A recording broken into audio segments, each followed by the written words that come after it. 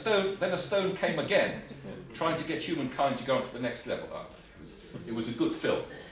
But that's what a monolith is, if you like. So a monolithic approach is where you just have a big stone and that's it, you know. So ESG is saying we do not want a single monolithic approach, thank you, to QA. It's not appropriate because of variation. So what they want is harmonization, not uniformity. So harmonization, in other words, we have these principles that we all work together, but we're not all the same. We recognize that and to me that's something to celebrate, the fact that we're not all the same. We have different courses. In our own courses, we have different emphasis on it.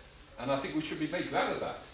In the UK, for instance, where in our abattoir system, we are very dependent on a lot of Spanish veterinarians, Italian veterinarians, because to be honest about it, you teach your students far better than we do in food safety. That's no question of it.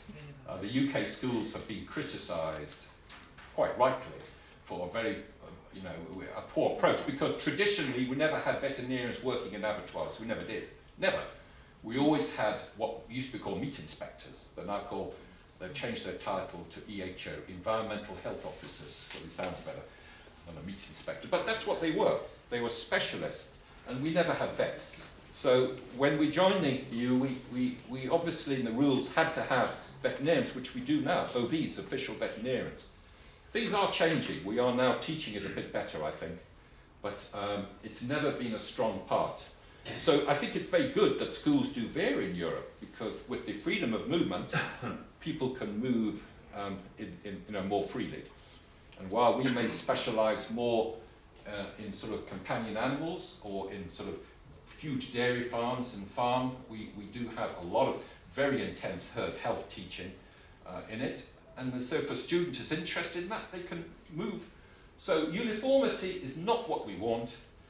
Harmonisation under the general QA rules is exactly what we want. Right, now, we've now discussed a little bit about ESG.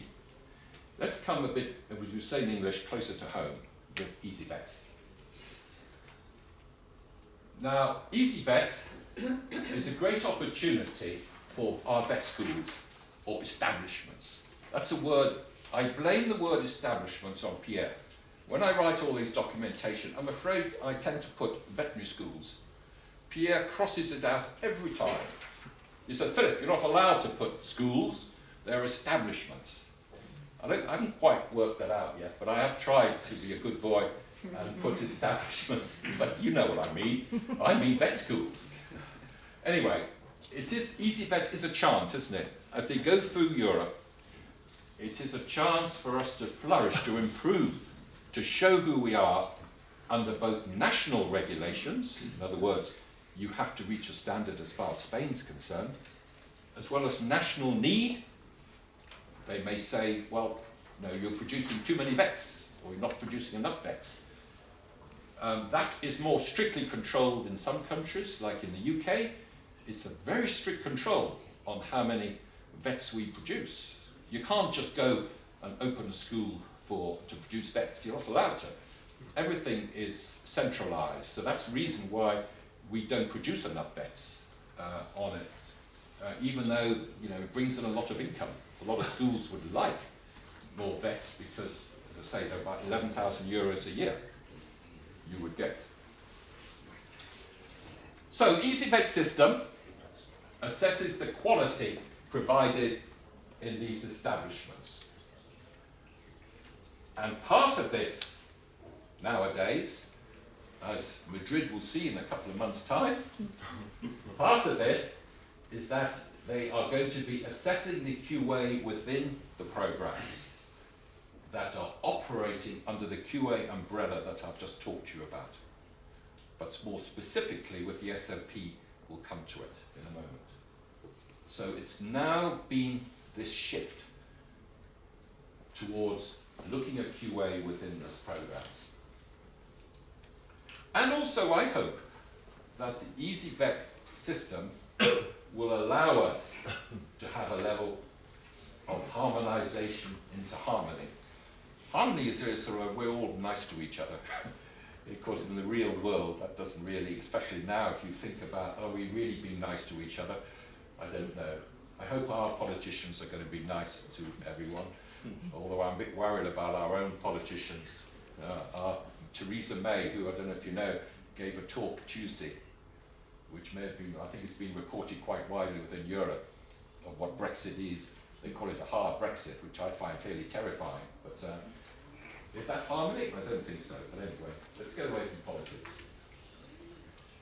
Easy Vet is really important for the public because we have thousands of veterinary students qualifying every year.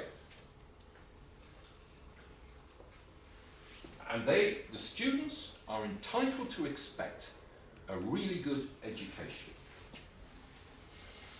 And we've got to safeguard these standards. So this is why Easy Vet is so important. And it is uniquely placed. There is no other group that will do this.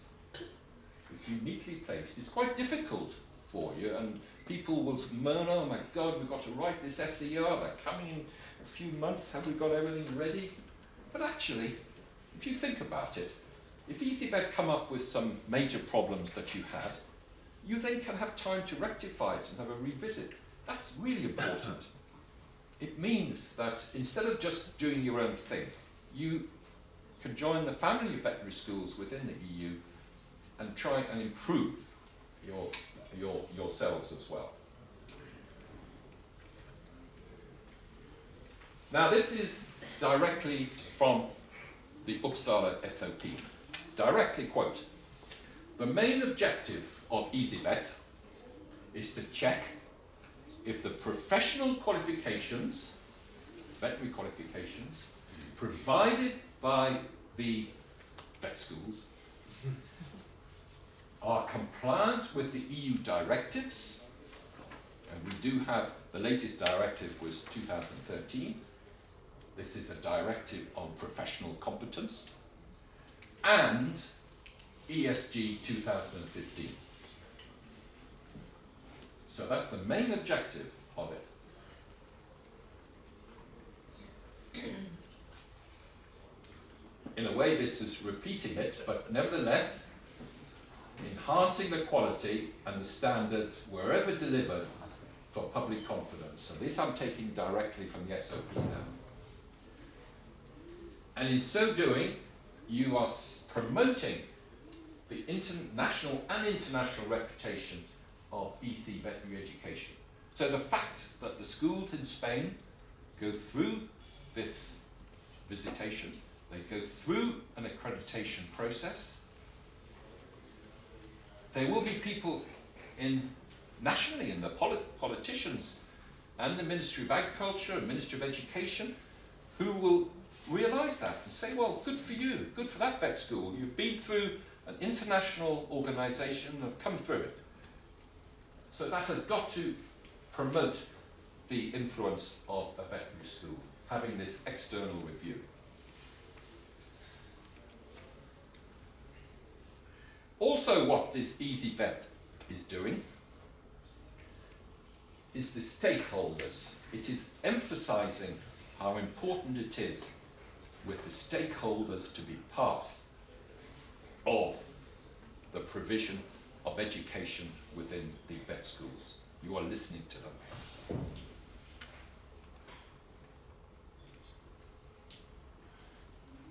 This is just not me speaking now, I've taken this directly from the SOP.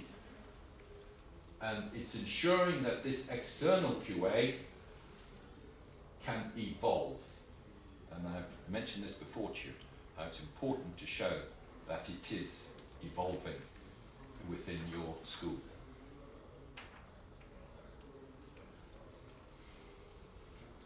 Now, a bit more specific on the visitations and how it's done.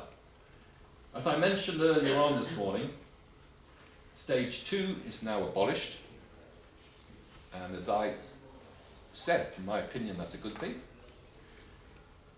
And all this stage 1 and stage 2. Now, can I add as we would say in English, a bit of a rider to this. At the moment, there are some schools which applied to Eve for a visitation before the Uppsala SOP. And at the moment, we have, for the next year or so, 18 months, we're going to have an interregnum, a period where there will be some visits that will be operating under the old Budapest SOP, which is stage 1 and stage 2, and others who are going to go straight for the Uppsala SOP on it. I mean, Madrid, you're coming up soon. You presumably are going for the Uppsala SOP. Yeah, because you're just doing one visit. Are there any of the schools in Spain, are any of them having any revisits under this old Budapest SOP? Yeah, yeah. Oh yeah, we spoke before, didn't we? Yeah. So there will be a time when there is a variation. So do understand that. But at the moment, any new school coming in, new school is the wrong word, any new visitations really from now on will be under the combined Uppsala SOP. Stage 2, of course, as I said to you before, was just for assessing QA, and it had a separate team of 2 experts who were QA people who wrote their own report and did not really integrate with the stage 1 experts. So, there are now 11 standards to look at in the new Uppsala SOP, and we will be, as the day goes on, going through each of these standards, and I'm trying to help you in terms of giving you some hints or thoughts on what you should be doing in each of those standards as far as QA is concerned. So, and I think Madrid probably would agree with this, there's an urgent need to fully ensure that there is sufficient QA in these standards when you're writing your SDRs. Are really important, aren't they?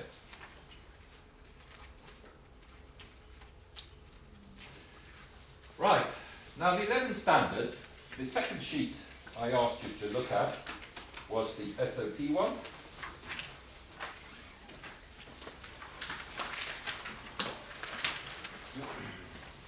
Get my own copy.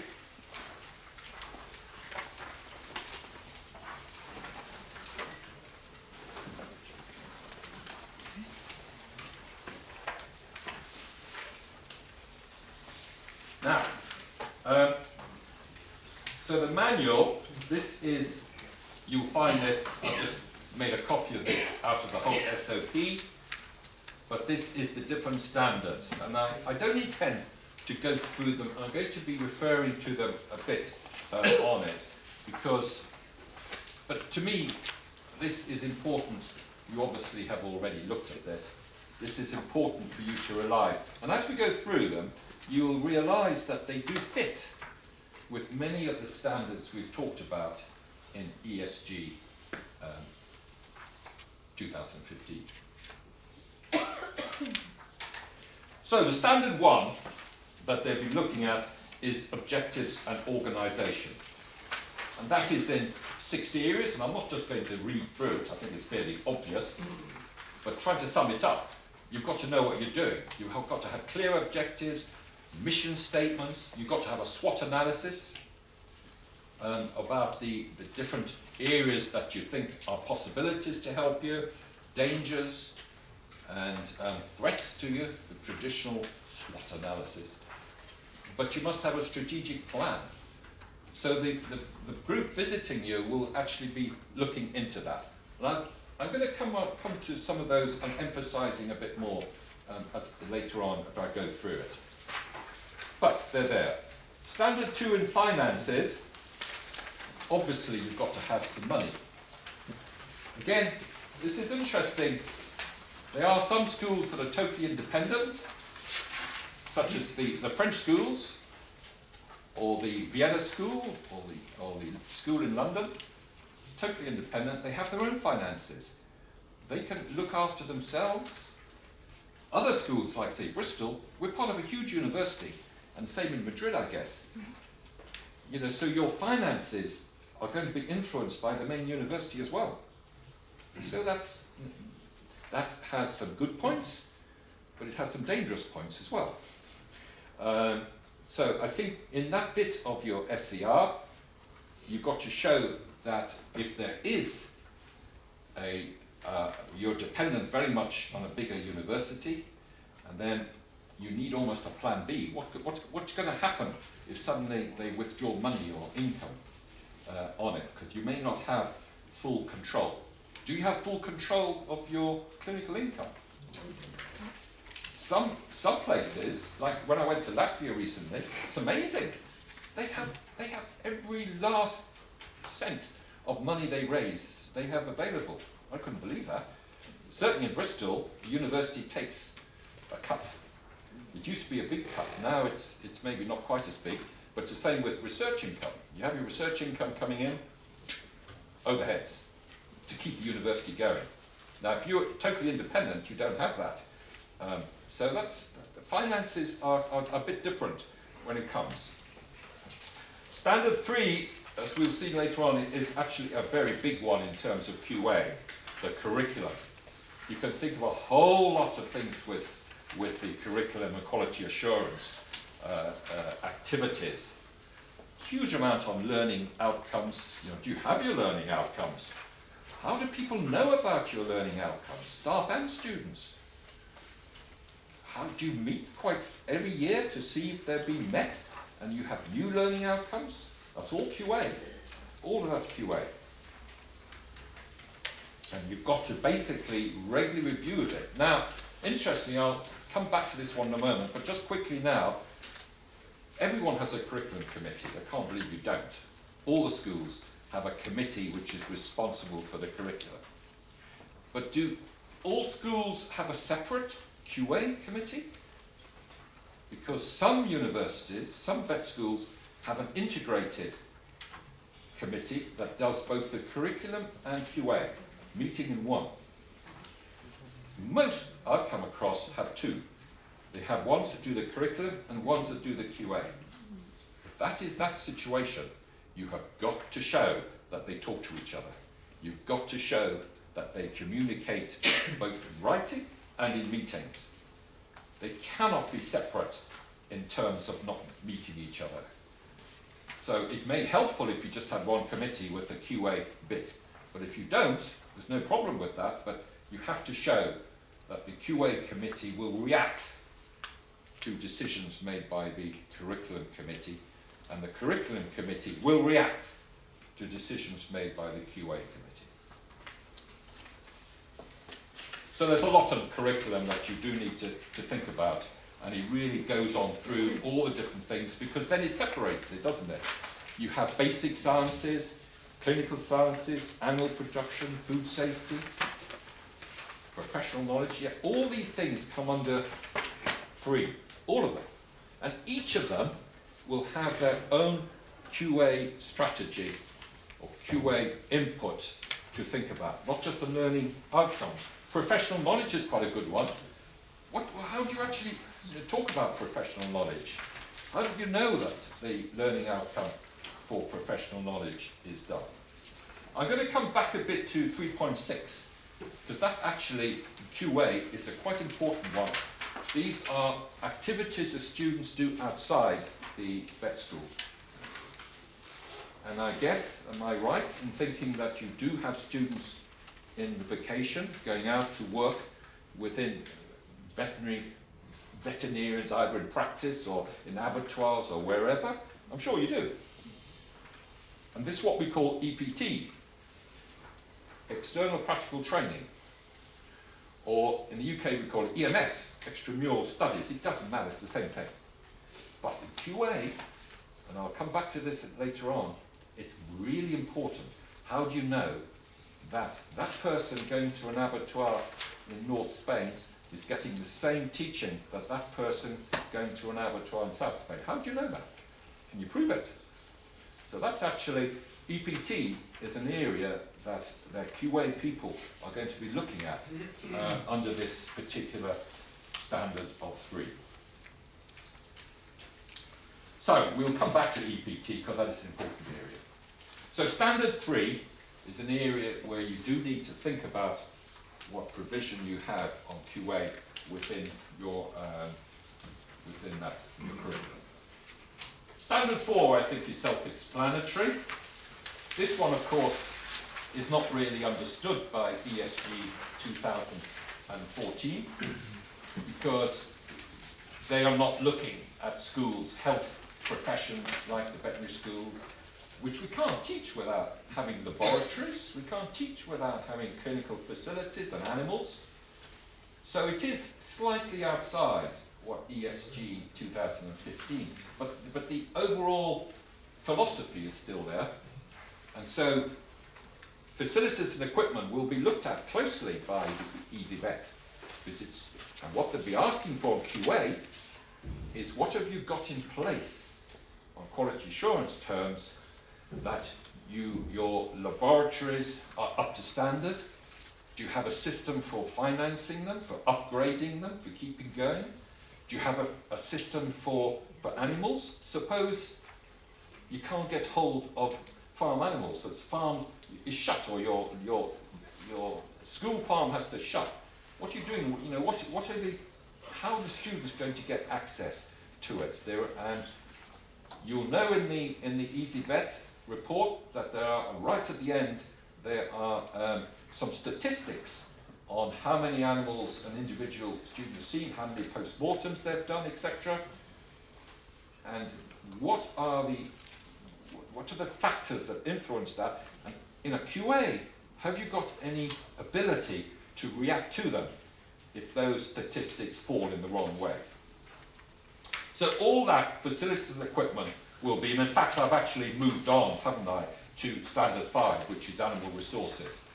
Was that a question? Yeah, shoot ahead. Please, I love questions. Yeah. In number 4.8, you have a relevant quality assurance procedure within the hospital. Yeah.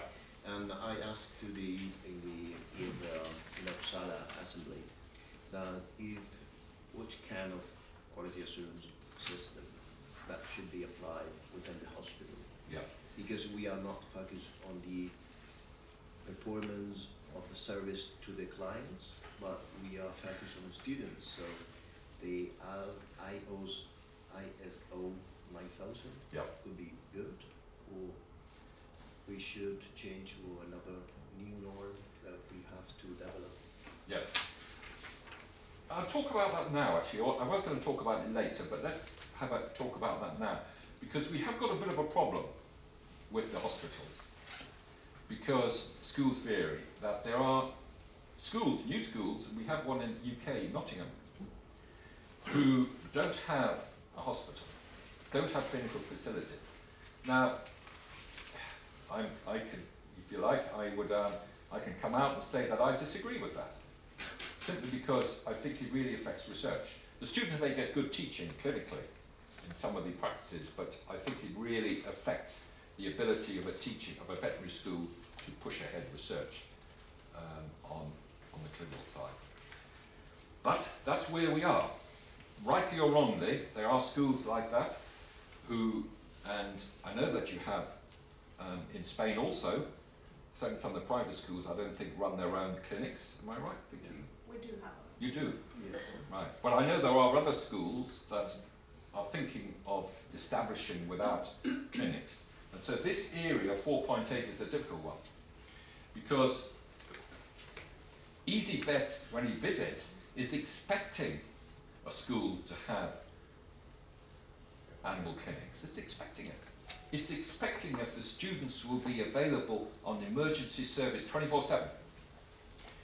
Now, Nottingham argues that it has, to be fair to it, it has some really top grade practices that they use in the vicinity. Really good ones. I've visited them, I know.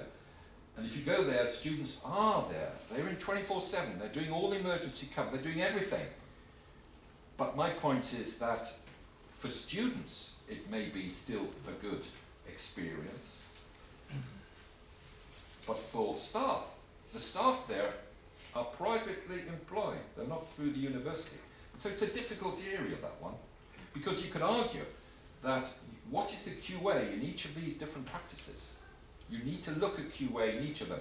And this is an area where I don't think EasyVet and Eve have managed to grasp yet. Now, in the perfect world, if you don't mind me saying, I wish Eve would come out and say that that sort of veterinary school is not maybe up to the standard that we would expect. But I know that won't happen, because politics is too important, and there are a lot of powerful people in some of these schools. And so, but I think it's a shame. So I don't know if I've sort of answered your question, really. I mean, this is 4.8 is a problem. But, however, if you are a school that has its own clinics, then it's going to be important that you show, for QA purposes, that you do have emergency services, that students that you can show that, and that students sign up to it. And from the QA point of view, the fact that you have it, you will need to show that students do use it, that all students have access to it, all students go through it, and that how are they assessed? Do they have to pass an exam, or do they write in a little logbook that we've done this bit and this bit? It doesn't matter, and I'll talk about this a bit later on, but we do understand that that is going to vary depending on this type of school you visit. So thank you for bringing that point up. Right, anyway, moving on, where were we? We're on 5 and 6, I think, weren't we? Yeah, 5, animal resources. No, we haven't done 6 yet. Animal resources and teaching.